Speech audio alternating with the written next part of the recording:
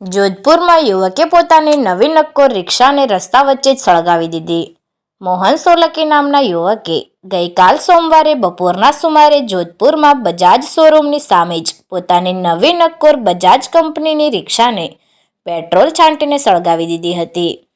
જોકે આ ઘટના બની ત્યારે તેનો ભાઈ ઘટનાનો વિડીયો બનાવી રહ્યો હતો અને મોહનની પત્ની રિક્ષાની બાજુમાં બેસીને રડી રહી હતી.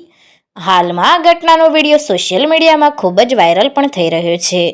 જોકે મોહન સોલંકીએ એવો આરોપ લગાવ્યો છે કે તેની રિક્ષામાં બેટરીનો પ્રોબ્લેમ હોવાથી રિક્ષા એવરેજ નહીં આપતા તે રિક્ષાના હપ્તા પણ ભરી શકતો ન હતો અને તેની આ રાડને શોરૂમવાળા સાંભળતા નહીં હોવાથી તેને પોતાનો વિરોધ દર્શાવવા શોરૂમની સામે જ આ રિક્ષાને સળગાવી હતી.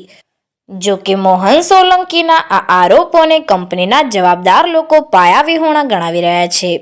પરંતુ હાલમાં તો આ ઘટના અને ઘટનાના વિડીયો સોશિયલ મીડિયામાં ખૂબ જ વાયરલ થઈ રહ્યા છે.